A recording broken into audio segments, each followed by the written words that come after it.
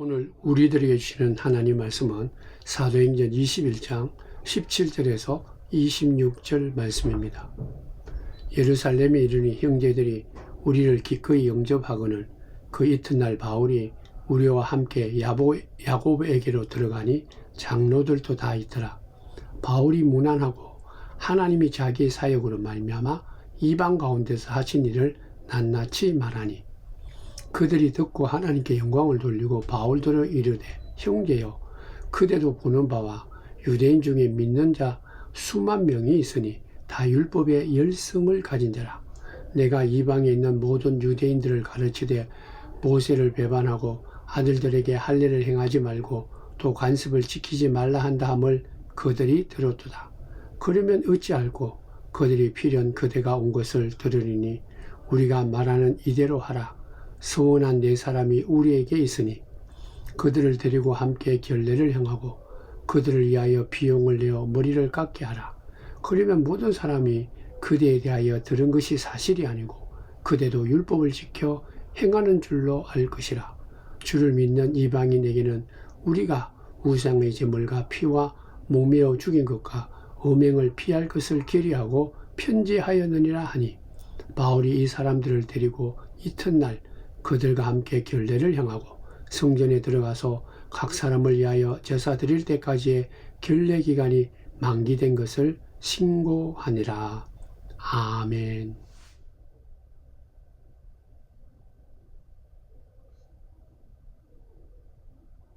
성도 여러분, 우리가 살아가면서 이 말이 통한다는 것, 참 인간관계에서 소중한 모습입니다. 말이 잘 통해야 좋은 인간관계를 맺습니다. 이 부부간에 이 소통이 잘 안 됨으로 인해서 이혼율이 높아진다고 그러죠. 우리가 살고 있는 이 땅에는 부모와 자녀 간의 소통이 단절되고 세대 간의 이 소통도 단절되고요. 또 가치관이 서로 달라서 말이 통하지 않는 그런 안타까운 모습이 우리가 살고 있는 이 세상입니다. 이같이 말이 통하지 않고 단절되는 그 이유가 여러 가지가 있겠지만 가장 쉽게 단절되는 이유 중에 하나는 뭔가 하면 오해 때문입니다. 서로 지레 짐작만 하는 것이죠. 더 쉽게 얘기해보면 소설을 자기 머릿속에 있지도 않는 것, 사실도 아닌 것, 확인도 안 해보고 그냥 소설을 쓰기 때문에 이같이 단절과 말이 통하지 않는 또 오해가 생기는 것입니다. 이 오해하고 잘못된 이 해석과 소문 때문에 이 말이 통하지 않게 되면 우리의 삶 속에는 많은 이 상처를 가지게 되고 그것 때문에 우리의 삶이 힘들어진다는 것이 보통 우리가 알 수 있는 것입니다. 오늘 하나님 말씀 속에서는요, 이 같은 소통이 단절되어 있는 이 모습 속에서 사도 바울이 이것을 어떻게 극복했는지를 우리들에게 말씀해 주는 참 귀한 이 본문의 말씀입니다. 사도 바울은요, 어떻게 보면 3번씩이나 세계 전도 여행을 떠났던 사람입니다. 그래서 이제 그 여행이 끝나고 난 뒤에 예루살렘에 도착을 했죠. 이 예루살렘은 어떤 곳입니까? 복음의 시작 아닙니까? 그리고 또 사도 바울도 늘 생각할 때 이 예루살렘에 있는 이 예루살렘 교회는 교회의 어머니 교회다. 그렇게 생각했습니다. 그래서 그는 어느 곳에 가서 복음을 전가하든지 간에 이 모교인 이 예루살렘 교회를 위해서 기도도 하고요. 특별히 이 예루살렘 교회가 힘들고 어렵다고 그러면 가는 곳곳마다 선교 헌금을 거두어서 이 예루살렘 교회에 보내기도 했던 사람이 바로 사도 바울입니다.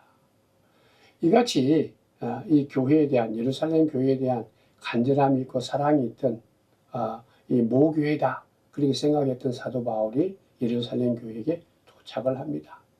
오늘 말씀해 보면 이 예루살렘 교회 지도자들이 바울을 아주 따뜻하게 맞이했다. 야고보 장로, 사도와 장로들이 바울이 왔다라는 그 소식을 듣고 기쁜 마음으로 아주 따뜻하게 맞이했다. 그렇게 기록하고 있습니다. 이것은 어떻게 보면 3차 전도 여행 때 다니면서 많은 힘들고 어려운 사도 바울에게는 큰 기쁨이요 감사였습니다. 그가 수고하고 애씀에 대한 예루살렘 교회의 그런 어떤 사랑이요 응답이기 때문에 사도 바울은 이러한 환대에 대해서 너무나 감사한 것입니다.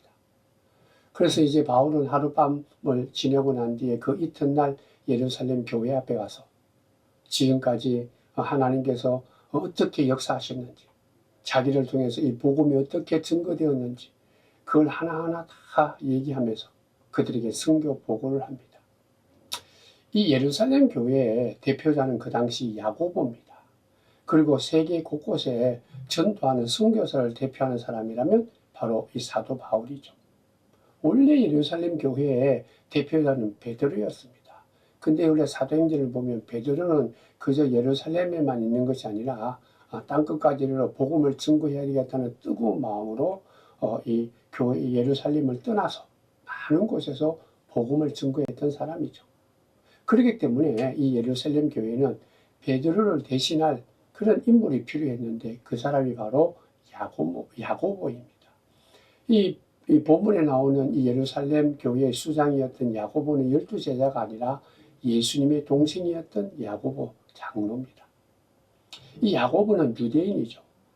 그리고 또 예루살렘 교회의 수장답게 이 예루살렘 교회가 모든 교회의 중심이다. 그렇게 생각하면서 그 교회에서 목회했기 때문에 신앙적이든 신학적이든 조금 보수적인 경향을 띠고 있었습니다. 우리가 사람들과의 관계를 살펴다 보면 그저 한 곳에만 머물러 있는 사람은 다는 아니지만 대체로 그래도 좀 보수적인 것을 알 수 있습니다. 원래 성품이 그럴 수도 있지만 대체로 그렇다는 것이 자기 고향, 그 지역에만 머물고 있는 사람들이 조금 더 이 보수적인 성향을 가지고 있습니다. 그러나 외지를 방문하고 다른 곳을 방문하고 다른 세계를 많이 경험한 사람은 그래도 조금 외부적인 그런 것들에 대해서 마음이 열려있는 개방성을 갖고 있다. 그렇게 말할 수 있습니다. 그런 점에서 야고보를 중심으로 있었던 이 예루살렘 교회는 바울이 선교 중심으로 이방인들이 모여있는 안디옥 교회보다는 조금 더 보수적인 신앙적인 전통을 자랑했던 교회다 말할 수 있습니다. 그렇기 때문에 사도 바울은 이 같은 모교인 예루살렘 교회를 방문할 때마다 늘 마음속에 조심스러운 그런 어떤 모습이나 행동이 있었습니다. 자기가 이같이 뜨거운 마음으로 증거하는 이 복음의 역사가 지금 이 예루살렘 교회 사도들과 함께 있는 이 유대인들에게 그대로 잘 받아들일 수 있을까? 혹시 오해하는 것은 없을까? 그 염려가 늘 있었기 때문에 조심스러웠다라는 것이죠. 그러나 사도 바울에게는 무엇보다도 예루살렘 교회에 대한 그 성도들에 대한 끊임없는 사랑이 있었던 것도 사실입니다. 그렇기 때문에 오늘 본문 19절 20절에 보면 바울이 야고보와 교회 지도자들에게 문안 인사를 하고 난 뒤에 그동안 1차, 2차, 3차 전도 여행을 하면서 이방 지역에 있지만 나타났던 하나님의 그 역사, 하나님께서 그 이방인들에게 베풀어줬던 그 놀란 은혜, 그러므로 이 복음이 들어가는 곳마다 그들에게도 하나님의 자녀되는 그런 놀란 축복이 있음을, 그 놀란 선교 사역을 오늘 사도 바울이 그 이튿날 하나하나 자세하게 보고한 것입니다. 오늘 성경에 보면 이러한 이 사도 바울의 보고를, 선교 보고를 들었던 예루살렘 야고보와 그리고 이 사도들과 이 유대인들의 지도자들이 하나님께 영광을 돌렸다 그렇게 말합니다. 이 바울도 선교 보고를 할 때 굉장히 인격적으로 훌륭한 그런 믿음으로 보고했고 또 예루살렘 교회 지도자들도 그 보고를 정말 기쁜 마음으로 잘 받아들여서 서로서로 하나님께 영광을 돌렸다라는 것입니다. 바울은요, 이 선교 보고를 할 때 열심히 사역했지 않습니까? 죽을 고비가 얼마나 많았습니까? 어려움이 얼마나 많았습니까? 그럼에도 불구하고 내가 잘났다, 내가 힘썼다, 내가 노력했다, 내가 막 이렇게 기도하고 힘쓰니까 수많은 사람들이 벌떼처럼 예수를 믿었다. 뭘 그렇게 말하는 것이 아니에요. 그가 했던 이 모든 사역의 중심은 하나님이 하셨다라는 거예요. 오늘 19절에 보면 사도 바울은 이렇게 고백하지 않습니까? 하나님이 자기의 사역으로 말미암아 이방 가운데서 하신 일을 낱낱이 말하니 하나님의 역사다라는 거예요. 하나님이 주관자가 돼서 자기는 그저 단순한 도구로 사용받았다. 하나님께서 이 모든 일을 하셨습니다. 이게 바로 바른 믿음이요, 신앙의 성숙함을 우리들에게 보여주는 것입니다. 성도 여러분, 우리가 주의 일을 하고 이 믿음의 길을 걸어갈 때 내 자신이 살아 움직이면 이거는 어떻게 보면 성숙한 믿음이 아닙니다. 내가 일했는데요. 내가 헌금했는데요. 내가 수고했는데요. 내가 힘쓰고 애쓰고 노력해서 이 일을 감당했는데요. 내가 이 일을 감당함으로 엄청난 역사가 나타났습니다. 자기 자랑을 해서는 안 된다는 거죠. 다만 우리들은 하나님이 주신 달란트를 갖고 하나님이 하시는 대로 나는 그저 순종하면서 수고한 것밖에 없습니다. 이 모든 것은 하나님의 은혜요. 하나님께서 도와주셨기 때문에 이 일을 잘 할 수 있었습니다. 사실 이 모든 일은 하나님이 하셨습니다. 그게 바로 성숙한 믿음이요. 바른 믿음의 고백이요. 하나님께 영광 돌리는 거죠. 이 같은 사도 바울이 하나님께 영광 돌리는 정말 선한 마음으로 성숙한 믿음으로 성경 보고를 하니까 그 보고를 들었던 예루살렘 지도자들도 너무나 기뻤다. 벅차고 감사했다. 이 놀라운 역사를 하나님이 하셨구나. 그렇기 때문에 그들도 하나님께 영광을 돌렸다. 그래서 보고할 때 보고하는 이 사도 바울이나 보고를 듣는 이 지도자들이나 모든 믿는 사람들이 함께 기뻐하고 감사했다. 성경은 오늘 그렇게 말하고 있습니다. 그런데 이제 오늘 본문에 보면 이같이 감사만 있는 것이 아니라 또 다른 문제가 있는 것도 우리들에게 보여주고 있습니다. 이같이 보고하고 기쁨을 누렸던 지도자들이 바울에게 그렇게 말합니다. 여기 보면 우리의 형제고 그리고 예수를 잘 믿는 유대인들이 참 많다. 근데 그들이 소문을 들었다는 그 소문을 들은 다른 사람을 통해서 그리고 또 그 사람도 다른 사람들에게 소문을 들어서 어떤 소문이 우리에게 들려진다 하면 바울이 선교 여행을 가서 주의 복음을 증거할 때 율법을 왜곡시켰다라는 특별히 할례도 받아서는 안 된다.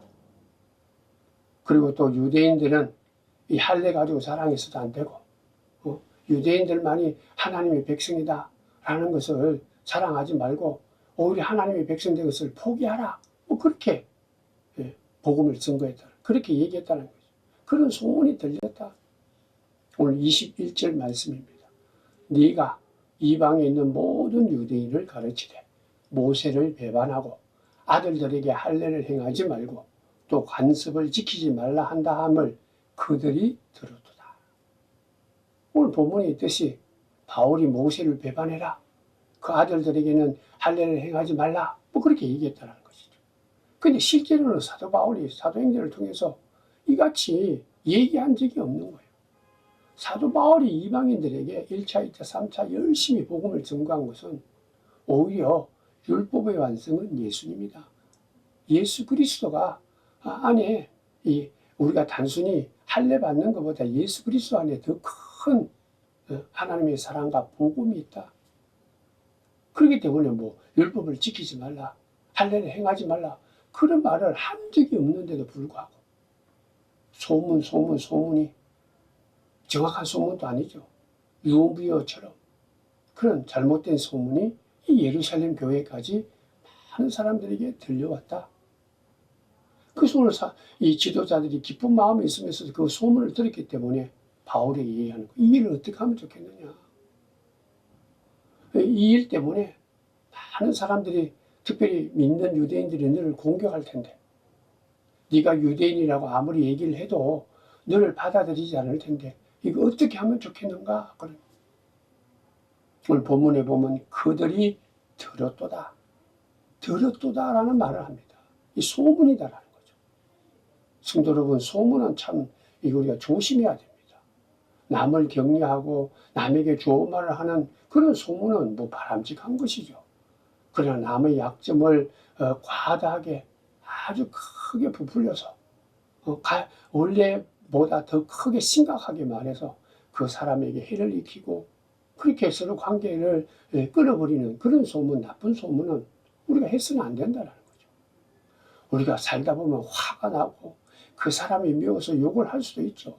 한두 번 할 수가 있지만은 그게 인간의 연약한 모습 아닙니까? 그러나 이 같은 잘못된 소문, 왜곡된 소문, 실제도 아닌 이러한 기분 나빠서 속상해서 막 자기가 만들어서 낸 이런 악한 소문은 계속 반복해서는 안 된다. 반복할 때 문제가 생기는 것이. 소문을 계속해서 유언비어처럼 아닌데도 진짜인 것처럼 온 세상에 흘러버리는 그러한 것들은 결코 복받는 길이 아닙니다. 나도 망하고 상대방도 망하는 길이에요. 그러므로 사랑하는 성도 여러분, 뭔가 들었을 때 조심해야 됩니다. 듣고 난 뒤에는 먼저 그것이 진짜인지 아닌지 말을 했다는 당사자한테 가서 확인을 하고 얘기를 해야 돼요. 만약에 이 확인하지 않고 들은 것은 그저 잊어버리는 것이 좋은 거예요.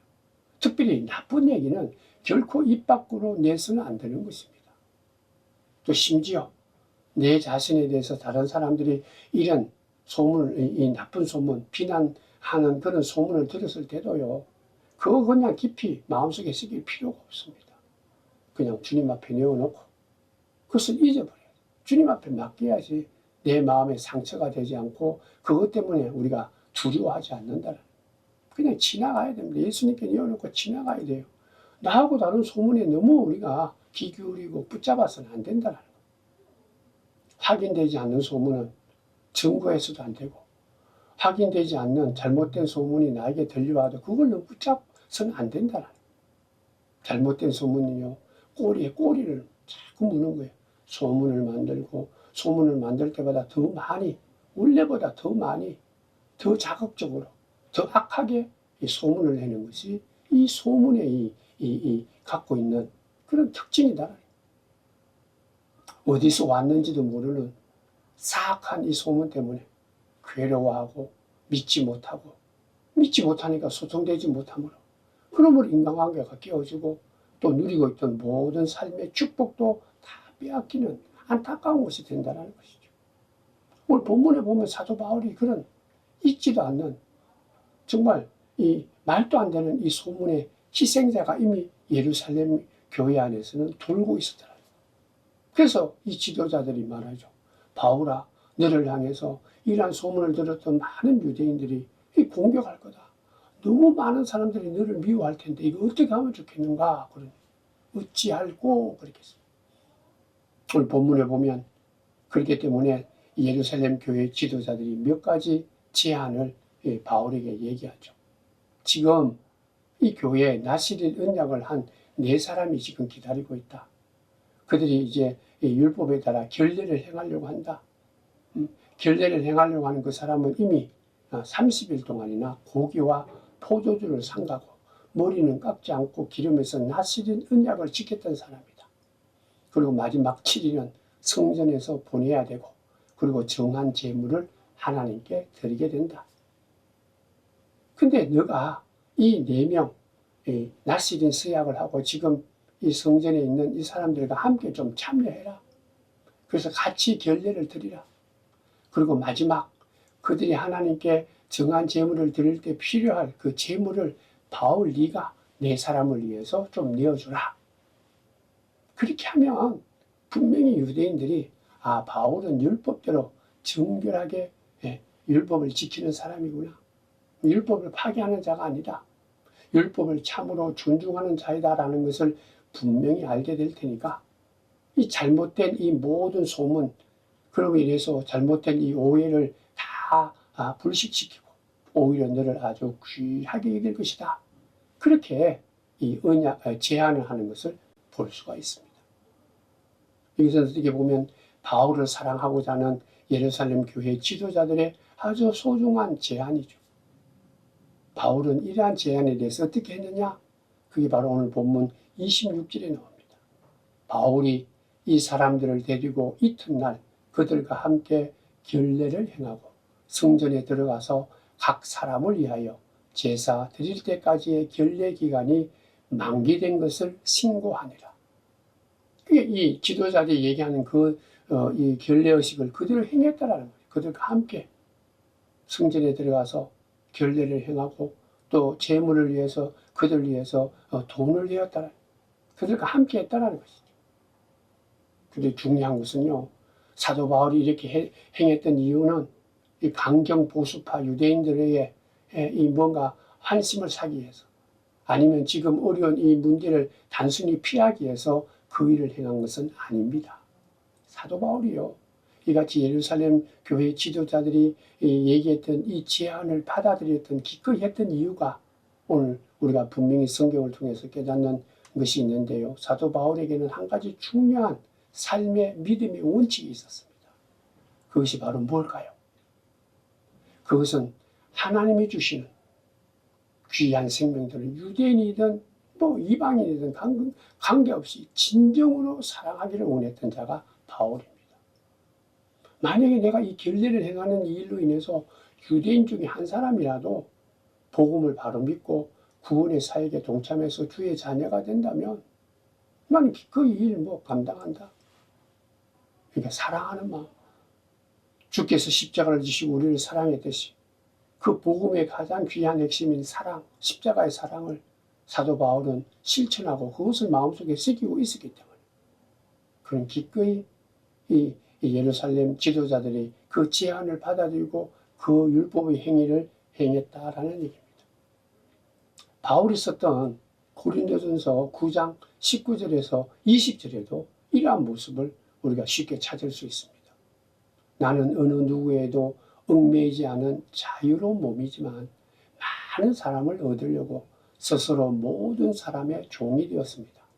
유대 사람에게는 유대 사람을 얻으려고 유대 사람같이 되었습니다.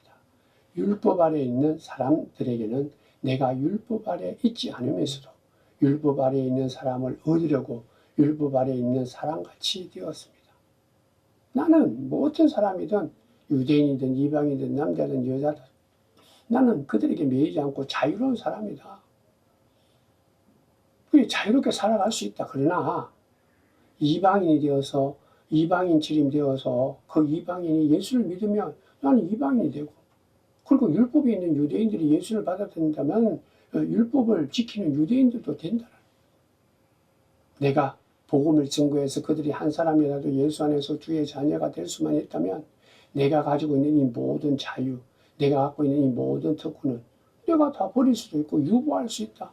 그거 드러내지 않겠다라는 그러한 마음으로 오늘 본문에 있는 예루살렘 지도자들이 타협한 것에 동참한 것을 알 수가 있습니다.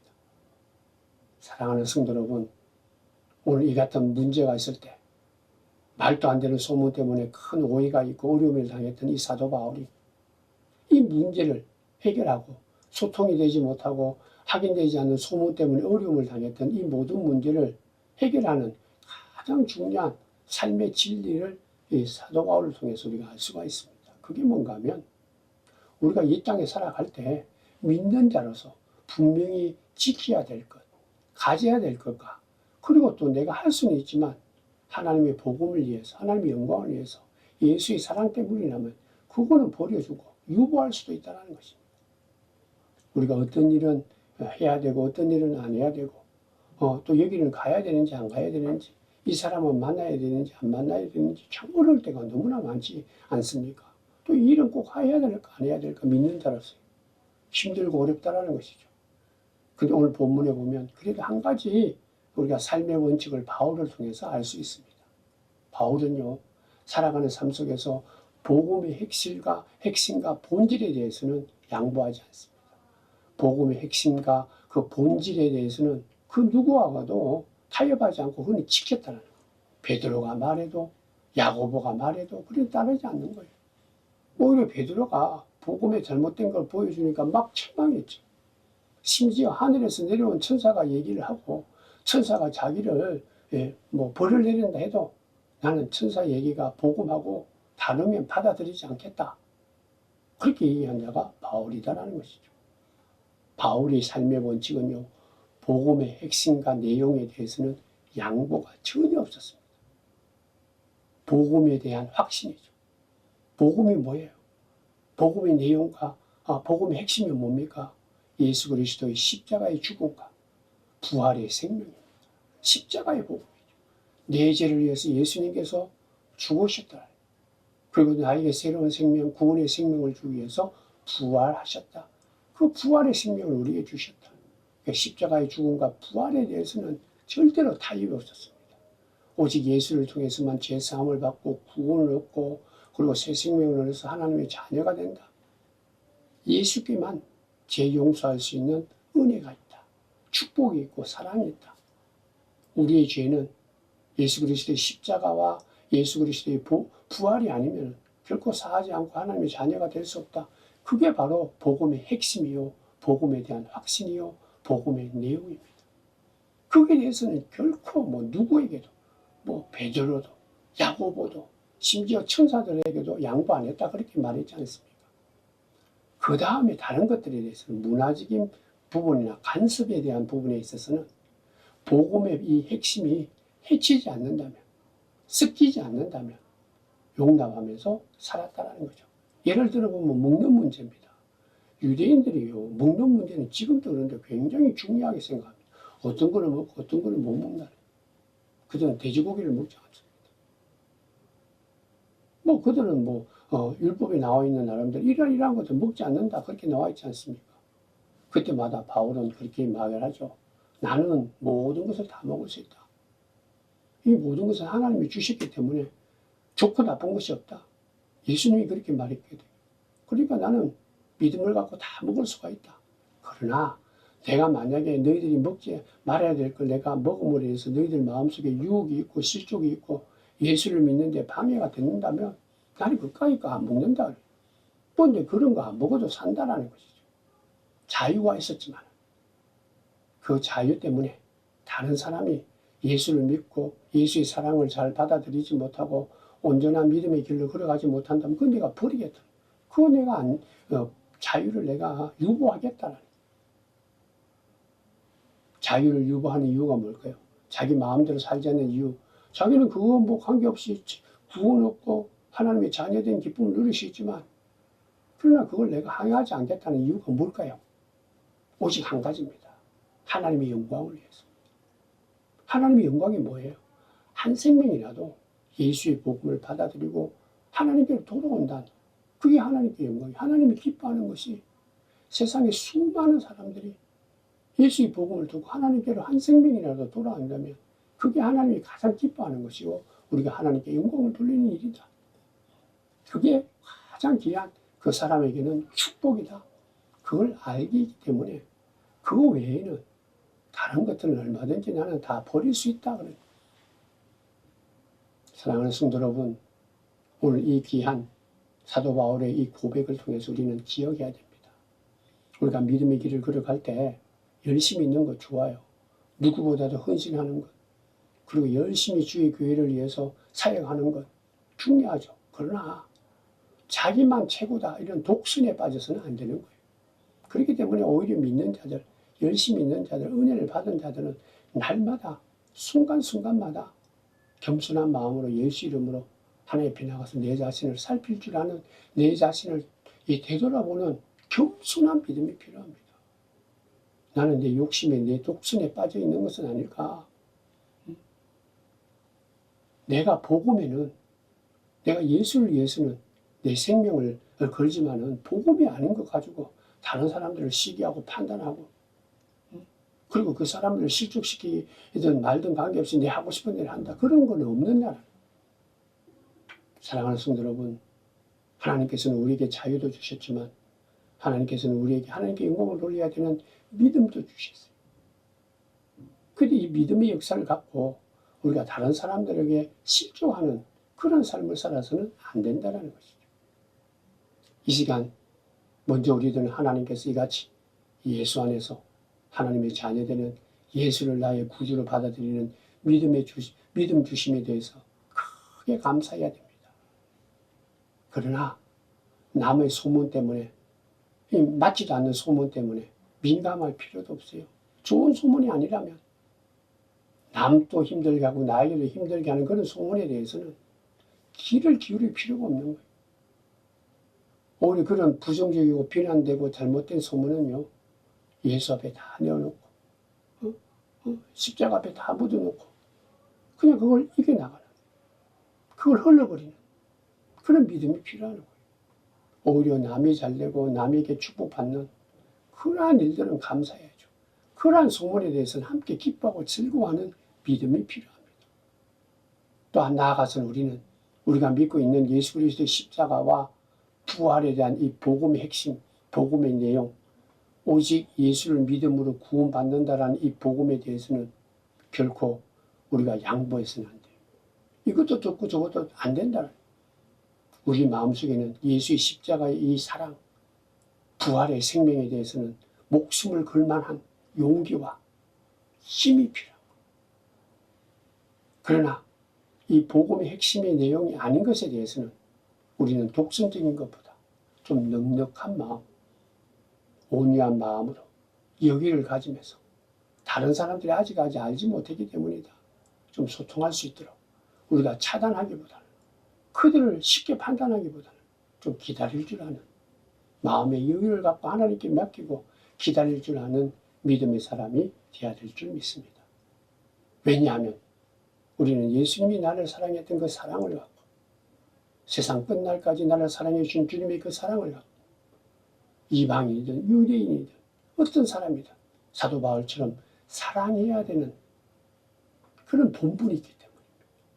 그러므로 예수의 사랑을 갖고, 예수의 복음을 갖고 그 사람을 정말 내 몸처럼 사랑해야 될 때, 그때까지는 내가 하고 싶은 것도 좀 유구하고 쉽게 남을 판단하는 것보다 잘못된 소문을 갖고 남을 이렇게 쉽게 해치는 그런 사람이 아니라 사랑하는 마음으로 주의 영광을 위해서 주의 사랑 가운데 구하는 바울과 같은 믿음의 사랑, 하나님께 영광을 돌리는 귀한 사람들 다 되시기를 주님의 이름으로 축원드립니다.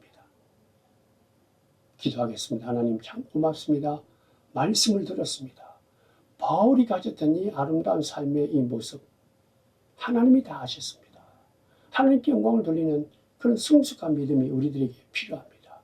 허락해 주시고, 또한 이 복음에 대해서만큼은 결코 세상의 것들하고 우리가 결코 양보하지 않도록, 그걸 내가 수용하지 않도록 오직 복음, 오직 믿음, 예수 외에는, 십자가 외에는 구원받을 것이 없다라는 이거에 대해서는 흔들리지 않도록 담대한 믿음을 주시고, 그 나머지에 대해서는 철저하게 내 이웃을 내 몸처럼 사랑하는 그 사랑으로 그들에게 온유한 마음으로, 여유 있는 마음으로 그들의 말도 들어주고 그들과 함께 할 줄 아는, 끝까지 우리가 기다리면서 주의 복음을 증거하는 그런 하나님께 영광을 돌리는 믿음의 사람, 성숙한 사람 될 수 있도록 복 내려 주옵소서. 예수님의 이름으로 기도드리옵나이다. 아멘.